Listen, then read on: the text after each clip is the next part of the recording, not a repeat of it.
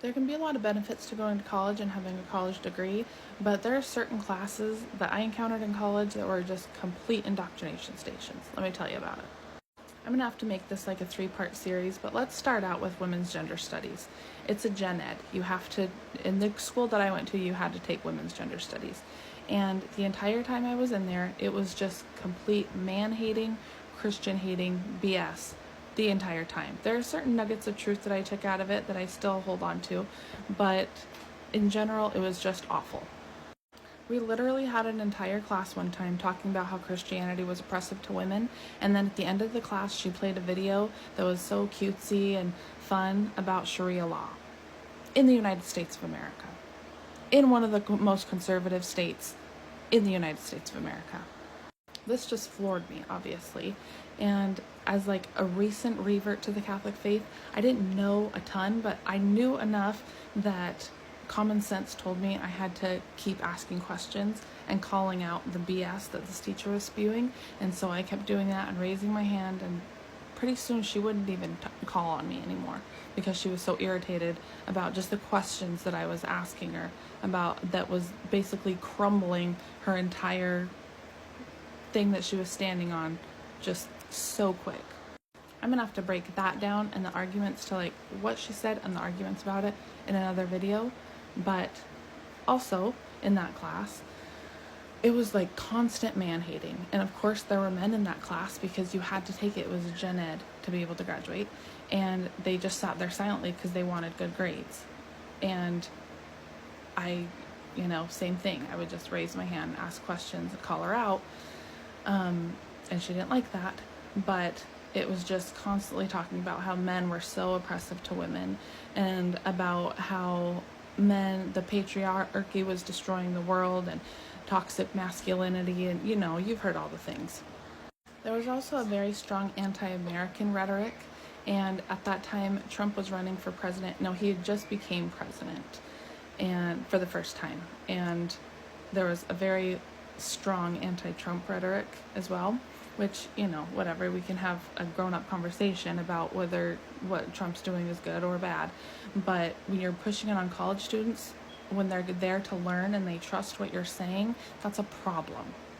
And I remember one time I raised my hand, and because they were talking about how so much of a racist Trump was, and how much of a racist country we live in. And so they were talking about how wonderful Hillary was, so I raised my hand and I asked, well, how is Trump such a racist?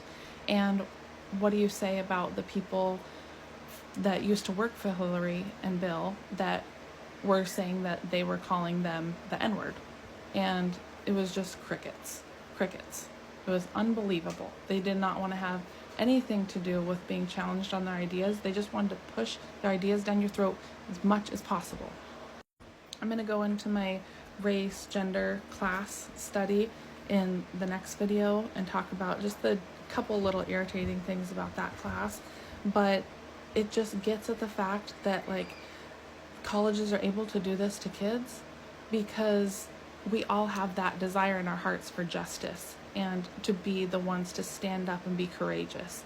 And then they just flip it. They just pervert that beautiful idea of justice and fighting and being a warrior, and they pervert it into something that was never meant to be, that to go completely against God's laws, to go completely against common sense, and to put your entire life on that and to stay so strong on it and never give an inch when you're challenged with common sense. Race, class, gender. I actually liked this class and I liked my teacher. There's probably a lot of it now, if I took it now, that I could pick apart because they're constantly race baiting, and I'm sure there was a ton of that in there as well. But one thing that I specifically remember is she tried to make the argument that gender is completely socially constructed, that based upon how you're raised and the culture that you live in, that is what determines, your femininity or your masculinity, determines your gender. That is completely outrageous. And I had my first son was about a year and a half, and maybe a year and a half or two. And my niece was also a year and a half or two. And so I politely raised my hand and I said, well, if I have my year and a half year old son and my year and a half year old niece in one room, and I give him a baby doll and her a truck, he's going to find out a way to turn that baby doll either into a gun or a truck, and she's going to find a way to turn her truck into a baby doll. I said, so there has to be some sort of a difference. And she did not skip a beat. She heard me, I know for a fact. She just didn't say anything to me and went on to the next question because she did not want to be challenged on that idea whatsoever.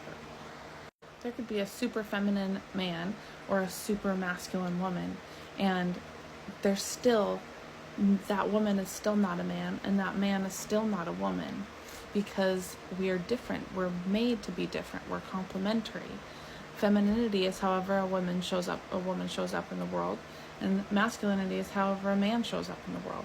I'm a little bit more of a tomboy, and I am still feminine. I could be the biggest tomboy and I would still be feminine because I'm a woman. The next one is my biology class.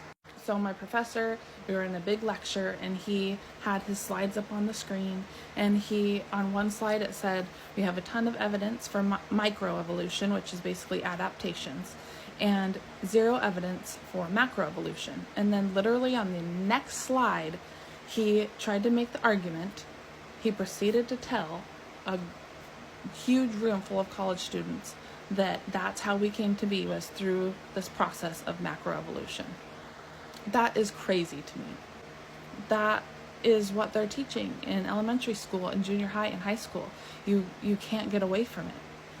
That's why we homeschool. This isn't about college, but when my husband had to get his appendix taken out, I asked the nurse, what is an appendix for? And he looked me dead in the face and told me it was left over from when we were birds, and I had to leave my husband to get operated on by these people. The education system has failed us miserably. I really wish I could remember more, because I'm sure there were a ton more things that I can't even remember. But it was 7 years ago, and I'm just having a hard time racking my brain. But I know that there's a lot, and I'm sure there's a lot more now. So if you have any stories or anything, leave them in the comments, if you would. If you're okay with me reading them on a video, or email me, and I would be happy to read them, because we got to get this out there. This is our education system. These are our future.